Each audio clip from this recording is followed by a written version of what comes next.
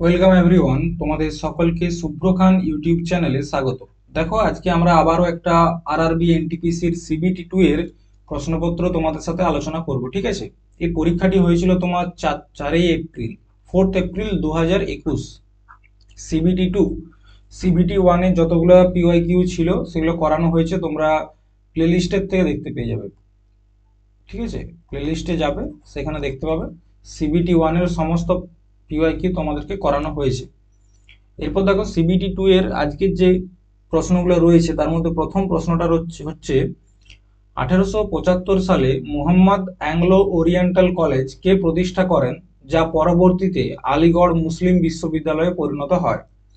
1875 সালে Muhammad Anglo oriental college, ঠিক আছে, মুহাম্মদ অ্যাংলো ওরিয়েন্টাল কলেজ কে প্রতিষ্ঠা করেন, যেটি পরবর্তীতে আলিগড় মুসলিম বিশ্ববিদ্যালয়ে পরিণত হয়েছে।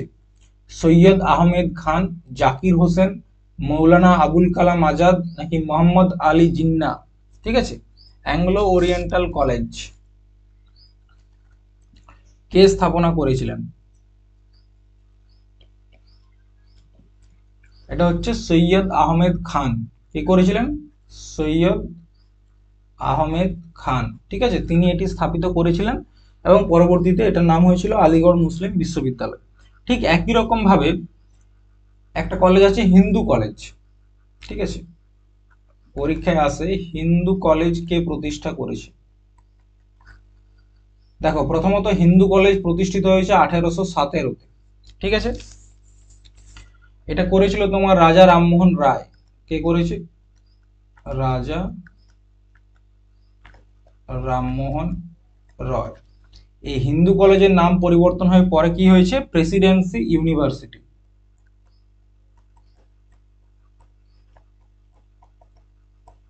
এটা কোথায় অবস্থিত?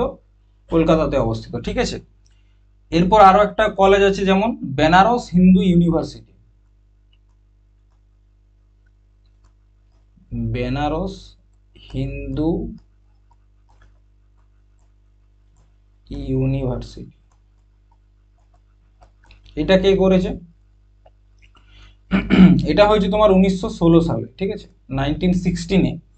আর এটা স্থাপিত করেছিল তোমার অ্যানি বেসান্ত এবং মদন মোহন মালব্য। ঠিক আছে, কে করেছিল?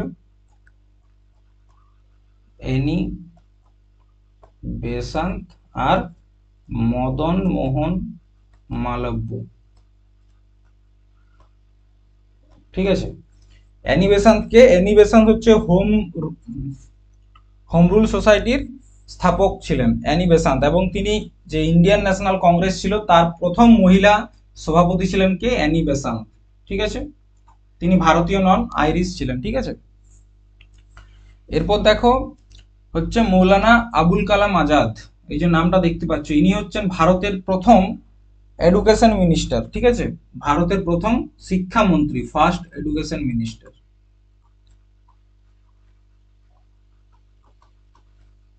First education minister Zakir Hossain তো তোমরা জানো, একজন তবলা বাদক, রিসেন্টলি তিনি মারা গেছেন। ঠিক আছে, এরপর মোহাম্মদ আলী জিন্না। মোহাম্মদ আলী জিন্না কে ছিলেন? মুসলিম লীগের ছিলেন একজন সভাপতি। তাছাড়া তিনি ভারত এবং পাকিস্তানের যে বিভাজন তার মূল যদি কাউকে বলা হয় সেটা হচ্ছে মোহাম্মদ আলী জিন্না, তিনি করেছিলেন। এবং 16ই আগস্ট কি করেছিল? 16ই আগস্ট ডাইরেক্ট অ্যাকশন ডে ঘোষণা করেছিল কে? মোহাম্মদ আলী জিন্না। মোহাম্মদ আলী জিন্না একটা কমিউনিটি থেকে বিলং করে যেটার নাম হচ্ছে খোজা। ঠিক আছে, মোহাম্মদ আলী জিন্না কোথা থেকে? খোজা কমিউনিটি থেকে বিলং করে, খোজা কমিউনিটির মানুষ। এই খোজা কমিউনিটি হচ্ছে একটা সময় হিন্দু ছিল, এরা পরবর্তী ক্ষেত্রে কি হয়েছে? মুসলিমে কনভার্ট হয়েছে। ঠিক আছে, একটা সময় হিন্দু ছিল, তারপর এরা মুসলিমে কনভার্ট হয়েছিল, এই খোজা কমিউনিটির মানুষেরা। নেক্সট, নিম্নলিখিত কোন সংস্থা ফসলের জন্য ন্যূনতম সহায়ক মূল্য সুপারিশ করে? ন্যূনতম সহায়ক মূল্য, মিনিমাম সাপোর্ট প্রাইস, এমএসপি। এমএসপিটা কি? এমএসপি হচ্ছে তোমার মানে এমন একটা ব্যবস্থা যখন বাজারে কোনো একটা ফসলের দাম অনেক কমে যায়, ঠিক আছে, তো যাতে কৃষকদের কোনো রকম ক্ষতি না হয় তখন সরকার কি করে, একটা মিনিমাম প্রাইস দিয়ে সেই ফসলগুলো কিনে নেয়। ঠিক আছে, তো সেটা হচ্ছে এমএসপি বা ন্যূনতম সহায়ক মূল্য সুপারিশ। ঠিক আছে, তো এটাকে কে সুপারিশ করে, কে দেয়? নীতি আয়োগ নাকি এফসিআই নাকি নাবার্ড নাকি সিএসিপি? দেখো, এই যে বলছে ন্যূনতম সহায়ক মিনিমাম সাপোর্ট প্রাইস যেটা রয়েছে, সেটা দেখবে অনেক সময় কি হয়, দেখবে কিছুদিন আগেই যেমন টমেটো বাজারে প্রচুর পরিমাণে টমেটো চলে এসেছে, তখন বাজারে কি হয়েছে, টমেটোর দাম 1 টাকা 2 টাকা এরকম হয়ে যায়। কিন্তু তাতে করে কাদের ক্ষতি হয়? কৃষকদের ক্ষতি হয়। সেই সময় সরকার কি করে, যে তাদের যে টোটাল খরচ হয়েছে, যদি একটা টমেটো তৈরি করতে কৃষকের যদি 1 টাকা খরচ হয়, তাহলে হয়তো 1 টাকা 25 পয়সাতে সরকার ওই টমেটোগুলো কিনে নেয়। ঠিক আছে, এটা হচ্ছে মিনিমাম সাপোর্ট প্রাইস, মানে যাতে কৃষক পরবর্তীতে আবার চাষাবাদ করে তার জন্য এটা করা হয়েছে ন্যূনতম সহায়ক মূল্য। আচ্ছা, এটা কে সুপারিশ করে? এটা হচ্ছে সিএসিপি, commission for agricultural cost and prices. ঠিক আছে, কে করে? সিএসিপি। সম্পূর্ণ নামটা কি? এটা হচ্ছে তোমার commission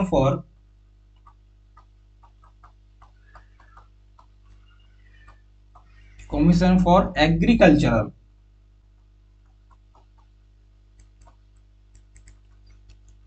cost and prices.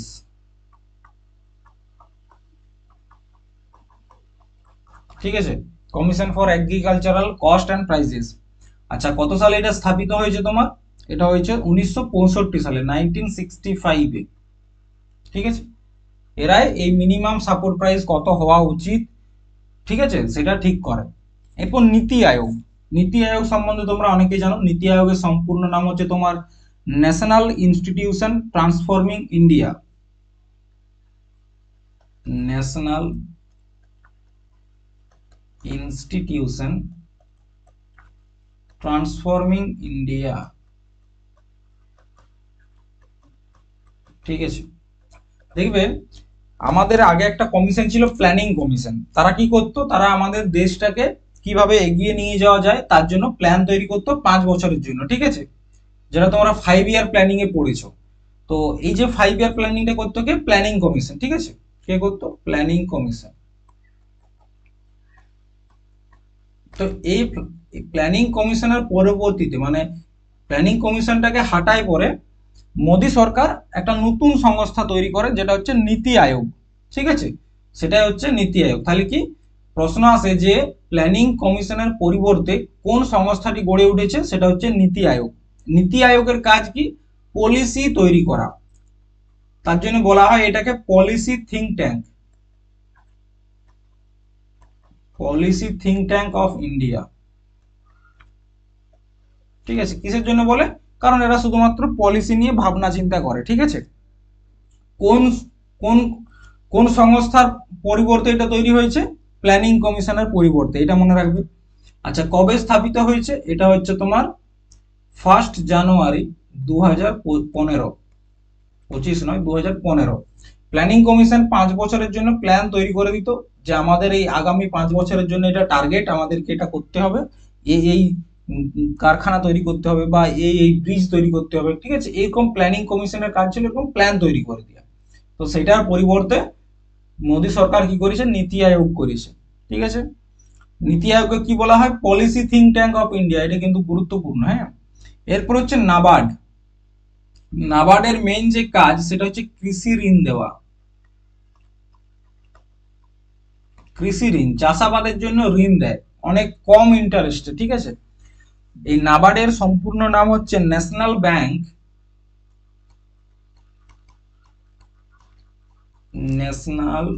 Bank for agriculture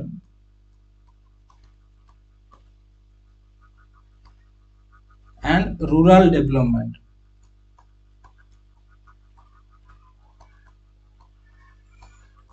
দেখো, ফুল ফর্ম থেকে তোমরা বুঝতে পারছো এটা মেন কাজ কি। National bank for agriculture and rural, মানে চাষাবাদ এবং গ্রামীণ এরিয়ার যে ডেভেলপমেন্ট, সেটা করাই মূল উদ্দেশ্য হচ্ছে নাবার্ডের। ঠিক আছে, নাবার্ড তোমার স্থাপিত হয়েছিল 12 জুলাই 1982।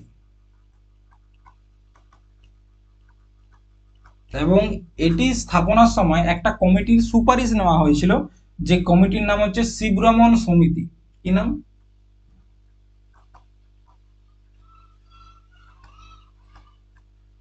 শিবরমন সমিতি। ঠিক আছে, শিবরমন সমিতির সিফারিশে নাবার্ড স্থাপিত হয়। নাবার্ডের হেডকোয়ার্টার কোথায় অবস্থিত? মুম্বাই। দেখবে এই নাবার্ড বিভিন্ন মহিলা সমিতির মাধ্যমে, ঠিক আছে, কি করছে, লোন দিচ্ছে মহিলা সমিতির মহিলাদেরকে। কিসের জন্য? যাতে তারা ওই লোনের মাধ্যমে কোনো ব্যবসা করতে পারে বা চাষাবাদের ক্ষেত্রে কাজে লাগাতে পারে, তার জন্য নাবার্ড বিভিন্ন জায়গায় বিভিন্ন মহিলা সমিতিকে লোন দিচ্ছে। এরপর হচ্ছে এফসিআই, এটা হচ্ছে food corporation of India.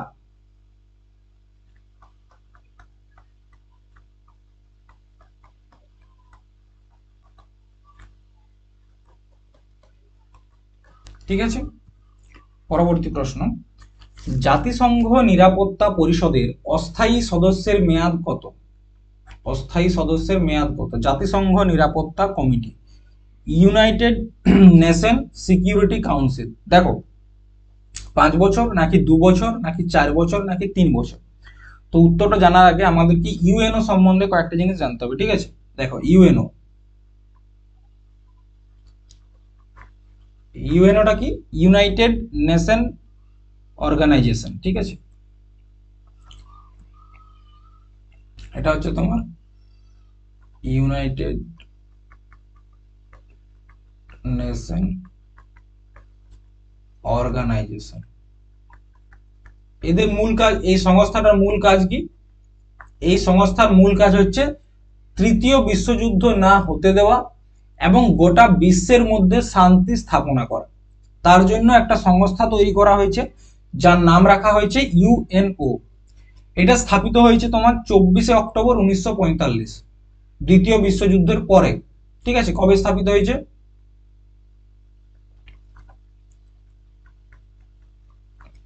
24 October 1945 স্থাপিত হয়েছে এবং এটার হেডকোয়ার্টার অবস্থিত হচ্ছে তোমার নিউ ইয়র্কে। দেখো এরপর এই সংস্থাটা কি করেছে, যাতে গোটা বিশ্বটাকে কন্ট্রোল করতে পারে, গোটা বিশ্বের শান্তি স্থাপনা করতে পারে, তার জন্য এই ইউএনওর বিভিন্ন অর্গান রয়েছে, অঙ্গ রয়েছে, বিভিন্ন ব্রাঞ্চ রয়েছে। যদি আমরা মূল কথা বলি, বিভিন্ন ব্রাঞ্চ রয়েছে, তার মধ্যে একটা হচ্ছে ইউএন সিকিউরিটি কাউন্সিল। ঠিক আছে, কি বললাম, যে ইউএন এর টোটাল 6টা অর্গান রয়েছে, অঙ্গ রয়েছে। এই 6টা অঙ্গের মধ্যে একটা হচ্ছে তোমার ইউএন সিকিউরিটি কাউন্সিল। ঠিক আছে,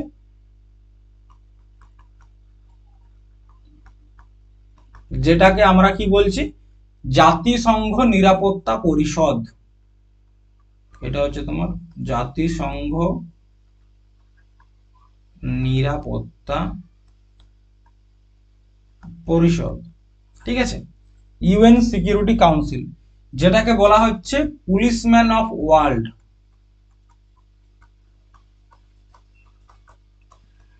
ঠিক আছে, এইটা হচ্ছে কি একটা সংস্থা, ইউএন সিকিউরিটি কাউন্সিল। ঠিক আছে, এখানে দু ধরনের মেম্বার থাকে, দু ধরনের মেম্বার, একটা হচ্ছে পার্মানেন্ট মেম্বার,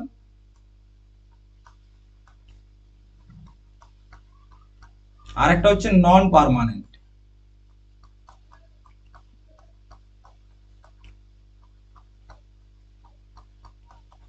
পার্মানেন্ট মেম্বার আর নন পার্মানেন্ট মেম্বার। তো এখানে প্রশ্ন হয়েছে যে এই অস্থায়ী সদস্য যেগুলো হচ্ছে নন পার্মানেন্ট মেম্বার, তারা কত বছরের জন্য সদস্যতা পদ পায়। ঠিক আছে, তো দেখো যারা নন পার্মানেন্ট মেম্বার, এরকম থাকে 10টা মেম্বার থাকে, 10টা দেশ মেম্বার, মানে কি 10টা দেশ মেম্বার থাকে। ঠিক আছে, নন পার্মানেন্ট কত বছরের জন্য থাকে? 2 বছরের জন্য, 2 বছরের জন্য থাকে, তারপর আবার চেঞ্জ হয়ে যায়। এরপর হচ্ছে পার্মানেন্ট মেম্বার কতগুলো রয়েছে? পার্মানেন্ট মেম্বার রয়েছে 5টা। 5টা দেশ কি কি দেখে নাও। 5টা দেশ হচ্ছে, একটা হচ্ছে রাশিয়া, রাশিয়া, তারপর হচ্ছে ইউএসএ আমেরিকা, তারপর হচ্ছে তোমার ইংল্যান্ড, যেটাকে আমরা ইউকে বলছি। ঠিক আছে, ইউনাইটেড কিংডম, তারপর হচ্ছে তোমার চায়না, আর একটা হচ্ছে ফ্রান্স।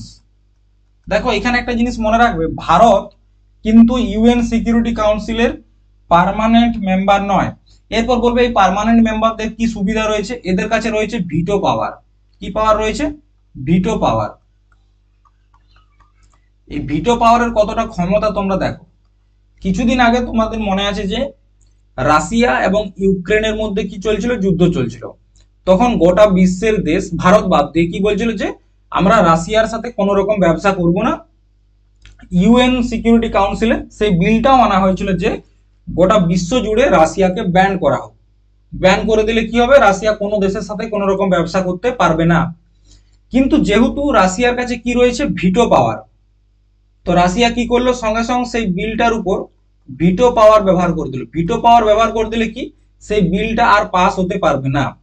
যদি এমন কোনো একটা যে কোনো বিল যেটা ইউএন সিকিউরিটি কাউন্সিলের মধ্যে আসবে, সেখানে যদি Russia, USA, UK, China, France এই পাঁচটা দেশের মধ্যে যদি কোনো একটা দেশও ভিটো পাওয়ার ব্যবহার করে, সেক্ষেত্রে সেই বিলটা আর পাস করানো যাবে না। দেখো, ভারত কিন্তু ইউএন সিকিউরিটি কাউন্সিলের পার্মানেন্ট মেম্বার হতেই পারে। এখানে ভারতকে রাশিয়াও সাপোর্ট করবে, আমেরিকাও সাপোর্ট করবে, ইউকে সাপোর্ট করছে, ফ্রান্স কিন্তু সাপোর্ট করছে না কে? সেটা হচ্ছে চায়না। আর চায়না যেহেতু ভিটো পাওয়ার বারবার ব্যবহার করে দিচ্ছে, তার কারণে আমরা ইউএন সিকিউরিটি কাউন্সিলের পার্মানেন্ট মেম্বার হতে পারছি না, কারণ চায়নার কাছে রয়েছে ভিটো পাওয়ার। আর চায়না যতদিন না চাইবে ততদিন আমরা হতে পারবো না। আর ভারত হচ্ছে ইউএনও ইউনাইটেড নেশন অর্গানাইজেশনের ফাউন্ডিং মেম্বার। মনে রাখবে, ফাউন্ডিং মেম্বার হচ্ছে তোমার ইন্ডিয়া, ফাউন্ডিং মেম্বার। ঠিক আছে, চলো নেক্সট।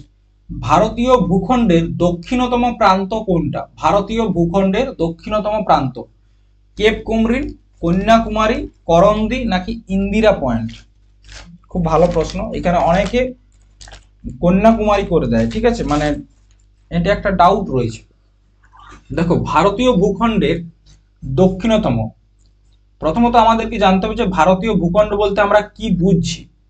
ভারতীয় ভূখণ্ড মানে এই নয় যে শুধু এই এদিকে তামিলনাড়ু, উপরে লাদাখ, না, এই আন্দামান এবং নিকোবর এটাও কিন্তু আমাদেরই ভূখণ্ড। ঠিক আছে, তো দেখো, ভারতের দক্ষিণতম বিন্দু যদি বলা হয় মূল ভূখণ্ডের, তাহলে হচ্ছে কন্যাকুমারী। আর যদি বলা হয় যে ভারতের ভূখণ্ডের দক্ষিণতম বিন্দু, তখন সেটা হচ্ছে ইন্দিরা পয়েন্ট। ঠিক আছে, তো এরপর এটা এক্সপ্লেন করছি। দেখো, ভারতের একেবারে উত্তরে নর্থ উত্তরতম বিন্দুটার নাম হচ্ছে তোমার ইন্দিরা কল। এটার অক্ষাংশটা হচ্ছে তোমার 37 ডিগ্রি 6 মিনিট উত্তরী অক্ষাংশ। ঠিক আছে, এই জায়গাটার নাম কি? এই জায়গাটার নাম হচ্ছে ইন্দিরা কল। এইটা হয়ে গেল আমাদের উত্তরতম বিন্দু আমাদের ভারতের। ঠিক আছে, ভারতের মূল ভূখণ্ডের দক্ষিণতম বিন্দুর নাম কি? এটা হচ্ছে কন্যাকুমারী বা কেপ কুমরিন, যেটা তোমার হচ্ছে 8 ডিগ্রি 4 মিনিট উত্তর অক্ষাংশ। 8 ডিগ্রি 4 মিনিট উত্তরী অক্ষাংশ। ঠিক আছে, জায়গাটার নাম কি? জায়গাটার নাম হচ্ছে তোমার কন্যাকুমারী, কেপ কুমরিন। কন্যাকুমারী বা কোথায় অবস্থিত? তামিলনাড়ু। কন্যাকুমারী বা কেপ কুমরিন। ঠিক আছে, এটা হয়ে গেল তোমার দক্ষিণতম বিন্দু মূল ভূখণ্ডের। মনে রাখবে, মূল ভূখণ্ডের দক্ষিণতম বিন্দু। এরপর আমরা দেখব পশ্চিম দিকে কোন জায়গাটা রয়েছে, একদম পশ্চিমে। সেটা হচ্ছে গুজরাটের একটা জায়গা যার নাম হচ্ছে গোরমাতা। ঠিক আছে, 68 ডিগ্রি 7 মিনিট পূর্বী দেশান্তর।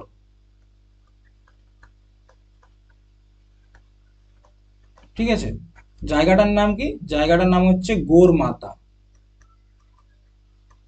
এটা কোথায় অবস্থিত? গুজরাটে। ঠিক আছে, এরপর যদি বলা হয় একদম পূর্ব দিকে কোন জায়গাটা রয়েছে ভারতের, সেটা হচ্ছে তোমার কিবুথি, যার এটা হচ্ছে তোমার কত? 97 ডিগ্রি 25 মিনিট। 97 ডিগ্রি 25 মিনিট পূর্বী দেশান্তর। জায়গাটার নাম কি? কিবুথি। কোথায় অবস্থিত? অরুণাচল প্রদেশে অবস্থিত। ঠিক আছে, তাহলে দেখো মূল ভূখণ্ডের একেবারে উত্তরে হচ্ছে তোমার ইন্দিরাকল, পশ্চিমে হচ্ছে গোরমাতা, পূর্বে হচ্ছে কিবুথি, দক্ষিণে হচ্ছে কন্যাকুমারী বা কেপ কমরিন।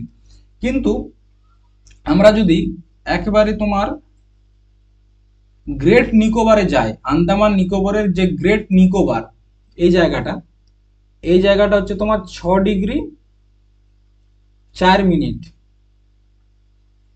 নর্থ অক্ষাংশ। দেখতে পাচ্ছ এটা তাহলে আরো দক্ষিণে অবস্থিত, মানে কন্যাকুমারীর থেকেও। তো এই জায়গাটার নাম হচ্ছে পিগমেরিয়ান পয়েন্ট বা ইন্দিরা পয়েন্ট। কি নাম? ইন্দিরা পয়েন্ট, বা এটার আরো একটা নাম হচ্ছে পিগমেরিয়ান পয়েন্ট। ঠিক আছে, কোথায় অবস্থিত? গ্রেট নিকোবরে অবস্থিত। তাহলে ভারতের মূল ভূখণ্ডের দক্ষিণতম বিন্দু হচ্ছে কন্যাকুমারী, ভারতের দক্ষিণতম বিন্দু হচ্ছে ইন্দিরা পয়েন্ট বা পিগমেরিয়ান পয়েন্ট। ঠিক আছে, এই জায়গাটা মনে থাকবে। এরপর দেখো, এরপর হচ্ছে উত্তর থেকে, নর্থ থেকে সাউথে। ঠিক আছে, তাহলে নর্থ টু সাউথ এটার বিস্তার কতটা? এটার বিস্তার হচ্ছে তোমার নর্থ থেকে সাউথে 3214 কিলোমিটার। 3214 কিলোমিটার। ঠিক আছে, আচ্ছা যদি বলা হয় পশ্চিম থেকে পূর্বে বিস্তার কত? East two West. ঠিক আছে, এটার বিস্তার হচ্ছে তোমার 2933 কিলোমিটার। 2933 কিলোমিটার। আচ্ছা যদি বলা হয় আমাদের সম্পূর্ণ ভারতের যে টোটাল এরিয়া কত? টোটাল এরিয়া হচ্ছে, এই নাম্বারটা মনে রাখতে হবে আমাদেরকে, 3287 স্কয়ার কিলোমিটার। 3287 কিমি স্কয়ার বা স্কয়ার কিলোমিটার। ঠিক আছে, এটা হচ্ছে আমাদের সম্পূর্ণ ভারতের এরিয়া, টোটাল এরিয়া।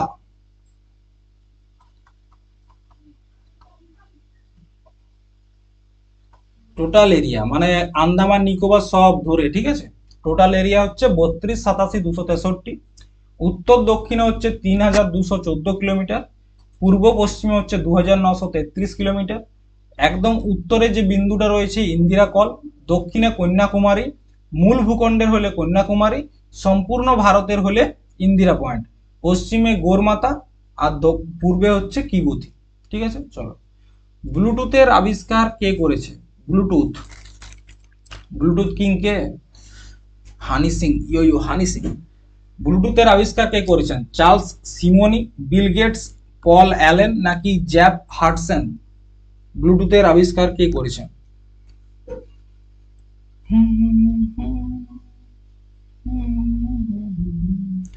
ব্লুটুথের আবিষ্কার করেছেন জ্যাপ হাডসন। ঠিক আছে, জ্যাপ হাডসন ব্লুটুথ আবিষ্কার করেছেন। আচ্ছা যদি বলা হয় মোবাইল আবিষ্কার কে করেছেন? মোবাইল প্রথমবার আবিষ্কার করেছিল মোটরওয়ালা কোম্পানি। ঠিক আছে, মোবাইল, তার নাম হচ্ছে Martin copper.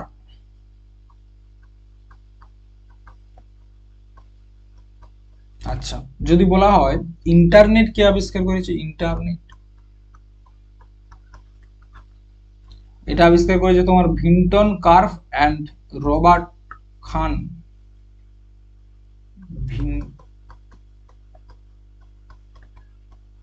And Robert Khan.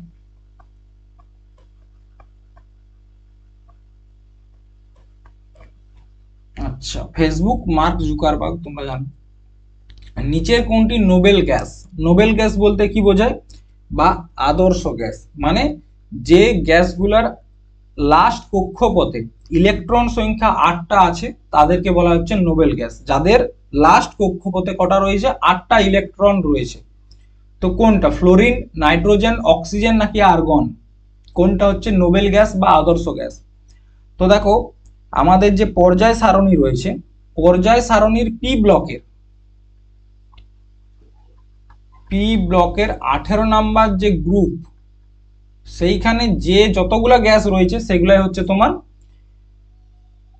Nobel gas. তো সেইখানে কোনটা রয়েছে? আর্গন রয়েছে, আর্গন। বাকি নোবেল গ্যাস কোনগুলো? হিলিয়াম, নিয়ন, আর্গন, ক্রিপ্টন, জেনন, রেডন। ঠিক আছে, বাকি যে নোবেল গ্যাস রয়েছে সেগুলো কোন কোনগুলো একবার নোট করে নাও। নিয়ন, আর্গন, ক্রিপ্টন, জেনন,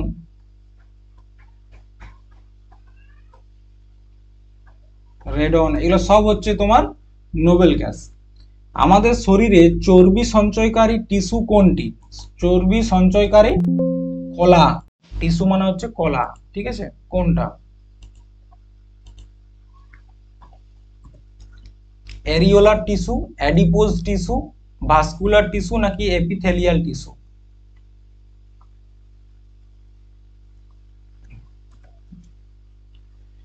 তো চর্বি সঞ্চয়কারী টিস্যু হচ্ছে তোমার অ্যাডিপোজ টিস্যু। আমাদের যে অ্যাডিপোজ টিস্যু রয়েছে সেটা হচ্ছে চর্বি সঞ্চয়কারী টিস্যু। এরপর বলছে পিঁপড়ার কামড়ে কোন অ্যাসিড থাকে? Acetic acid, methanoic acid, tartaric acid নাকি ল্যাকটিক অ্যাসিড?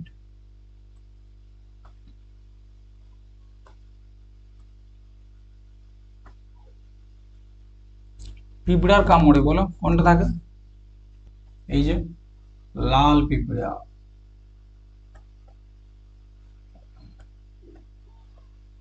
এর চেয়েও খতরনাক হচ্ছে দেখবে কালো রঙের একটা থাকে, এই বড় হয়, যেটাকে আমাদের এখানে জিয়া বলে, ঠিক আছে, ওটাও পিঁপড়ায় এক ধরনের, সেটা কামড়ালে বাস হয়ে গেছে, লাল গরম করে দিছে সেই জায়গাটা। তো পিঁপড়ার কামড়ে কি থাকে? মিথানয়িক অ্যাসিড থাকে, ঠিক আছে, পিঁপড়ার কামড়ে থাকে তোমার মিথানয়িক অ্যাসিড।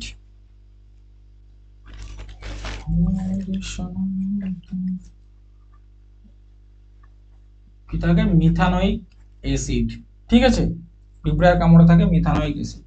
এই যে হুলটা, এই হুলটাতে থাকে মিথানয়িক অ্যাসিড, মিথানয়িক অ্যাসিড, ঠিক আছে। আচ্ছা, অ্যাসিটিক অ্যাসিড কোথায় থাকে?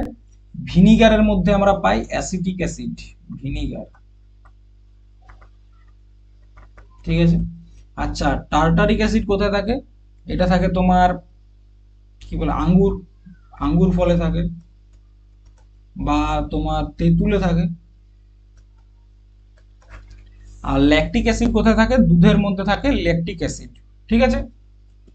নেক্সট, ভারতে প্রথম ব্রিটিশ প্রেসিডেন্সি কোথায় প্রতিষ্ঠিত হয়েছিল? ব্রিটিশ প্রেসিডেন্সি, ইস্ট ইন্ডিয়া কোম্পানির, ঠিক আছে, ব্রিটিশ প্রেসিডেন্সি কোথায় প্রতিষ্ঠিত হয়েছিল? সুরাট, গোয়া, কলকাতা, মুম্বাই, কোথায় হয়েছিল? তো দেখো, ভারতের প্রথম যে ব্রিটিশ প্রেসিডেন্সি রয়েছে সেটা হয়েছিল তোমার সুরাটে, ঠিক আছে, প্রথম। এটা কিন্তু আনঅফিসিয়াল ছিল, 1608 সালে হয়েছিল এটা, আর এটা ছিল আনঅফিসিয়াল, মানে বিনা পারমিশন নিয়েই ব্রিটিশরা করে দিয়েছিল। পরবর্তী ক্ষেত্রে 1613 সালে সরকারের মানে তখন মুঘল সম্রাট ছিল, তো মুঘলদের কাছ থেকে পারমিশন নিয়ে 1613 সালে পারমিশনটা নিয়ে আবার প্রতিষ্ঠা করেছিল, এখানে পারমিশনটা পায়। তারপর 1613-র পর 1611-তে কোথায় করে? মুসলিপট্টনম,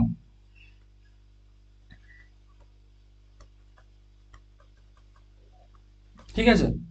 তারপর 1615-তে কে আসিছিল? টমাস রো ভারত আসে, কার কাছে? জাহাঙ্গীরের কাছ থেকে পারমিশন নিতে, কার কাছ থেকে? জাহাঙ্গীরের কাছ থেকে পারমিশন নিতে কে এসেছিল? Thomas Roe.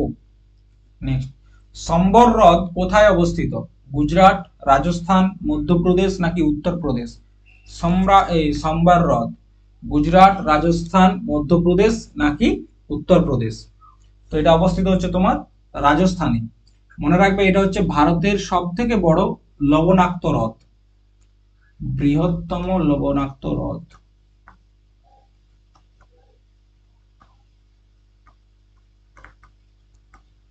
ঠিক আছে।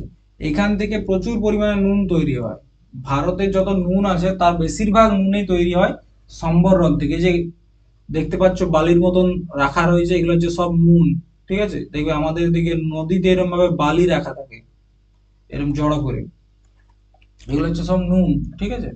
নেক্সট, শ্বেত বিপ্লবের জনক কে? অরুণ কৃষ্ণন, ভার্গিস কুরিয়ান, ইন্দিরা গান্ধী, এম এস স্বামীনাথন। বিপ্লবটা কিসের জন্য হয়েছিল? দুগ্ধ জাতীয় দ্রব্যের জন্য, ডেয়ারি প্রোডাক্ট।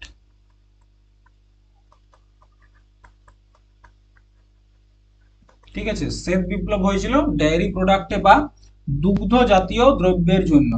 তো ভারতের শ্বেত বিপ্লব হয়েছিল তোমার 1970 সালে। কত সালে হয়েছিল? 1970-তে, 1970। এবং ভারতের শ্বেত বিপ্লবের জনক কে ছিল? ভার্গিস কুরিয়ান। কে ছিলেন? ভার্গিস কুরিয়ান। ঠিক আছে। আচ্ছা, সবুজ বিপ্লব যদি বলা হয় কখন হয়েছিল? সবুজ বিপ্লব, সবুজ বিপ্লব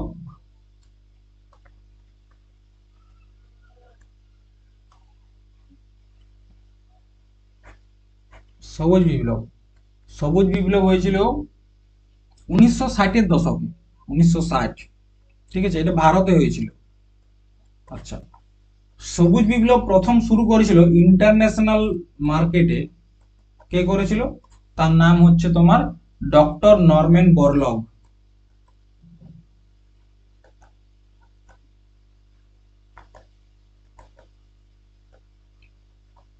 আর ভারতে সবুজ বিপ্লব করেছিল কে? এস স্বামীনাথন। ঠিক আছে। আর এস স্বামীনাথনকে ভারতের সবুজ বিপ্লবের কি বলা হয়? জনক বলা হয়। এবং তিনি 2024 সালে কি পেয়েছেন? ভারত রত্ন পুরস্কারটি পেয়েছেন। ঠিক আছে। এস স্বামীনাথন। সবুজ বিপ্লব কোন ফসলের জন্য হয়েছিল? গম। গমের জন্য সবুজ বিপ্লব। আচ্ছা, সমুদ্রের নিচে যে ধরনের মাছ বা সামুদ্রিক প্রাণী রয়েছে তাদের জন্য একটা বিপ্লব হয়েছে, সেটা হচ্ছে নীল বিপ্লব বা ব্লু রেভলিউশন। কি বলা হচ্ছে? সেটা হচ্ছে ব্লু রেভলিউশন। এটা হচ্ছে অ্যাকোয়াটিক প্রোডাক্ট, মাছের জন্য। ঠিক আছে। আচ্ছা, এই ব্লু রেভলিউশনের জনক কাকে বলা হচ্ছে? হীরালাল চৌধুরী।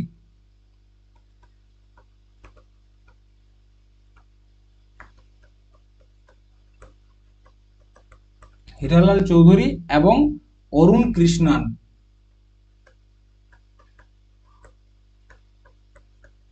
ঠিক আছে।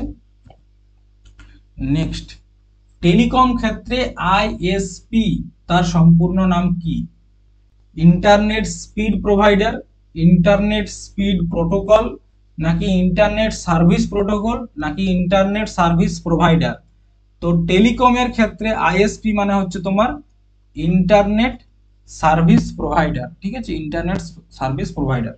নেক্সট, 2011 সালের আদমশুমারি অনুসারে, আদমশুমারি বলতে কি? জনগণনা বা সেন্সাস, ভারতের লিঙ্গ অনুপাত, সেক্স রেশিও কত?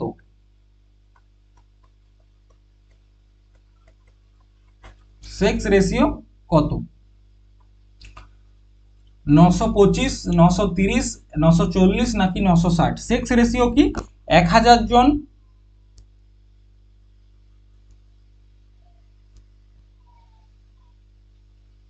পুরুষের মধ্যে নারীর সংখ্যা কত? Sex ratio. ঠিক আছে। আদমশুমারি তো ভারতে হচ্ছে তোমার, ভারতের যে 2011 সালের যে সেন্সাস, সেখানে ভারতের সেক্স রেশিও ছিল 1000:940।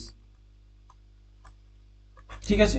সর্বাধিক সেক্স রেশিও, সর্বাধিক, সব থেকে বেশি কোথায় ছিল? কেরালা। ঠিক আছে। কেরালাতে, কেরালার কত ছিল? 1000:1084। ঠিক আছে। সর্বনিম্ন, সর্বনিম্ন হরিয়ানাতে।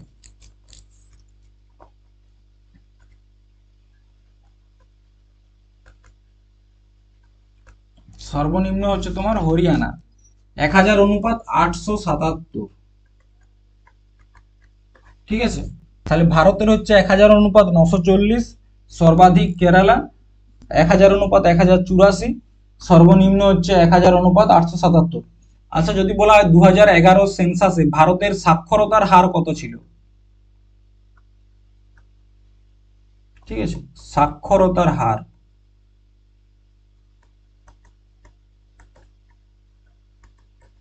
এটা হচ্ছে তোমার 74.8%। 0.04%। ঠিক আছে। ভারতের জনঘনত্ব কত ছিল? সেটা হচ্ছে 382 জন পার স্কোয়ার কিলোমিটার। ঠিক আছে। সব থেকে বেশি ছিল বিহারে জনঘনত্বের দিক থেকে।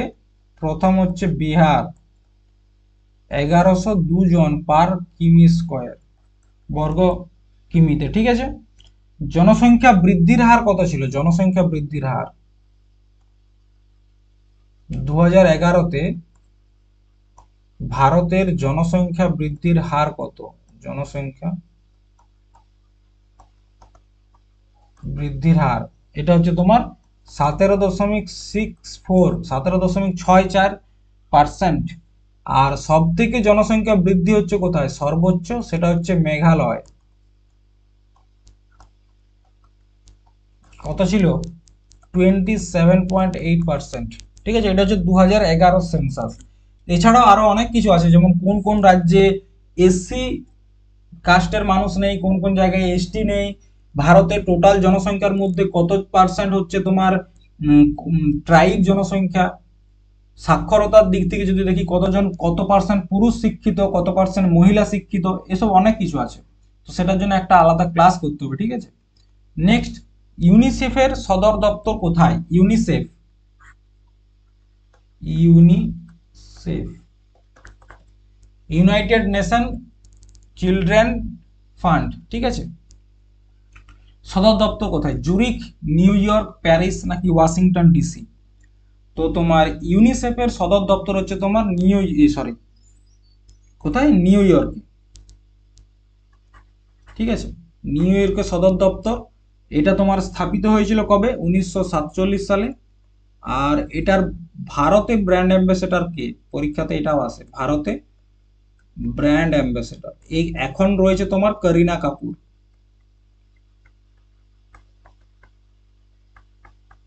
করিনা কাপুর খান। আগে ছিল কে? সচিন টেন্ডুলকার। ঠিক আছে। আর ওয়াশিংটন ডিসিতে হেডকোয়ার্টার হচ্ছে তোমার ওয়ার্ল্ড ব্যাংকের। আর একটা হচ্ছে তোমার আর কিছু নেই। ইন্ডিয়া আফটার গান্ধী আখ্যায়নের ইতিহাস কে লিখেছেন? ইন্ডিয়া আফটার গান্ধী বইটির লেখক কে? রূপা বাজওয়া, মালতী রাও, অরুন্ধতী রায়, রামচন্দ্র গুহ। ইন্ডিয়া আফটার গান্ধী এই বইটার লেখক হচ্ছে কে? রামচন্দ্র গুহ। কে লিখেছিলেন? রামচন্দ্র গুহ। এই যে Ramachandra Guha. The history of the world's largest democracy, India after Gandhi. আচ্ছা, রূপা বাজওয়ার লেখা বই রয়েছে কয়েকটা, যেমন একটা হচ্ছে the sari shop, the sari shop. আর একটা হচ্ছে tell me a story, tell me a story. ঠিক আছে। মালতী রাওয়ের হচ্ছে তোমার the bridge a novel.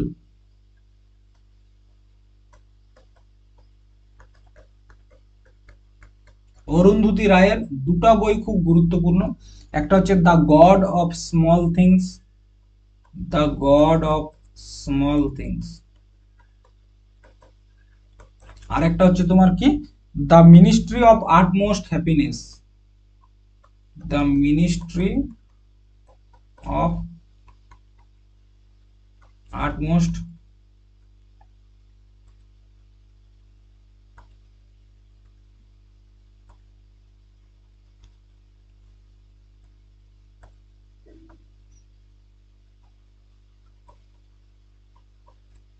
Happiness. এই হচ্ছে তোমার আজকের ক্লাস। ঠিক আছে। এই প্রশ্নগুলো আজকের দিনে ছিল মোটামুটি। বাকি যে প্রশ্নগুলো ছিল সেগুলো তোমাদের অলরেডি অনেকবার করা হয়েছে, ওই জন্য আর ওগুলো রিপিট করছি না। ঠিক আছে। তো মোটামুটি এই প্রশ্নগুলোই ছিল। পরের দিন আরো একটা সিবিটি মোটামুটি। আর গোটা 10-15টা যদি আমরা পিওয়াই কিউ করে নিই তাহলেই কমপ্লিট। আর পিওয়াই কিউ করার দরকার হবে না। আর মোটামুটি 10 থেকে 15টা, কারণ বারবার কোয়েশ্চেন রিপিট হচ্ছে দেখছি, যেগুলো করানো হয়েছে সেইগুলোই বারবার রিপিট হচ্ছে। ঠিক আছে। চলো আজ এই পর্যন্ত।